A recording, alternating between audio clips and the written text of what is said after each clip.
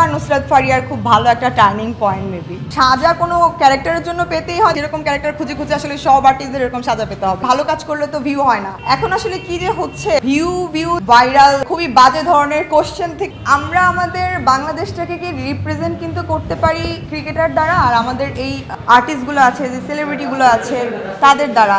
So তাদেরকে নিয়ে যদি আমরা এরকম আসলে কাদা ছোড়াছুড়ি করি ফর নাথিং অ্যাকচুয়ালি, তো আসলে আমাদের বাইরের যে কান্ট্রিগুলো রিপ্রেজেন্ট করে এদের কিন্তু দেখে সবাই, তো কি দেখবে আসলে আমাদের বাংলাদেশের মানুষজনরা কি করতেছে এদেরকে নিয়ে। এটা কখনোই ভালো কোনো কিছু বয়ে আনবে না আমাদের জন্য।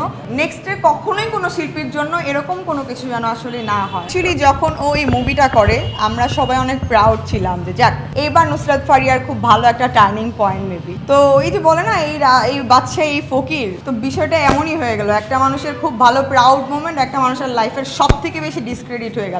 এখানে ওর কি আদৌ কোনো হাত আছে? এই মুভিটার সময় কিন্তু অনেক আমি যতটুকু জানি যে প্রত্যেকটা ক্যারেক্টারের জন্য ইন্টারভিউ নেওয়া হচ্ছে, তো কোন ক্যারেক্টারের জন্য কাকে বাছাই করবে এরকম একটা ব্যাপার স্যাপার ছিল, আমি যতটুকু শুনেছি দূরের থেকে।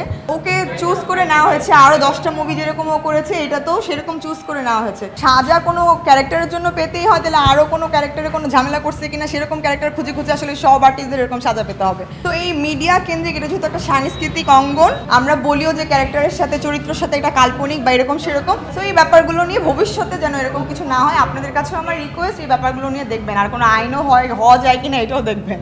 রিসেন্টলি কিছু টক শোর মধ্যে কিছু উপস্থাপিকা আপুরা যারা আছেন, মানে আগের উপস্থাপনা ব্যাপারটা ছিল অনেক বেশি রেসপেক্টেড, যে একটা আর্টিস্ট আসবে তাকে কত সুন্দর রেসপেক্টের সুরে আবদারের সুরে আমি কোনো কথা তার কাছ থেকে নিব, অ্যান্ড আর্টিস্টরাও কারা অ্যান্ড আসলে উপস্থাপিকারাও কারা। এখন আসলে কি যে হচ্ছে, মানে সব মানে ভিউ যেভাবে পাবো সেটার জন্য আসলে আমি কতটুকু কথা বলবো কি বলবো না এটাও আসলে এখন সোশ্যাল মিডিয়াতে কেউ জাজ করে না আগে। তো এই ব্যাপারগুলো আসলে খুবই খারাপ দিকে যাচ্ছে।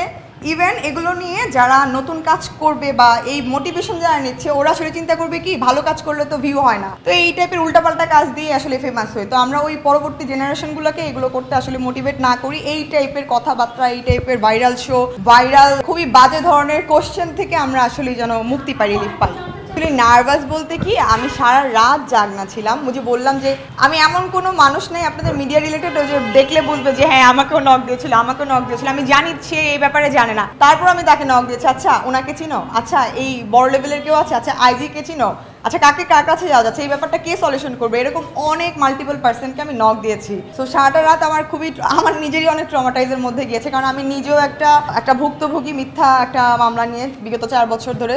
সো এই ব্যাপারটা আমার ভিতরে অনেক বেশি নাড়া দিচ্ছিল যে আরেকটা মানুষের চোখের সামনে দেখতেছি মিথ্যা একটা ব্যাপার নিয়ে এরকম ভুক্তভোগী হচ্ছে। সো এটা আসলে হওয়ার না, কোনো ফ্যামিলির সাথে না হওয়ার। ওর ফ্যামিলি তো বরাবরই আসলে ওকে সাপোর্ট করে গিয়েছে, কারণ না সাপোর্ট করার মতো কোনো কাজ কখনো তো করেনি।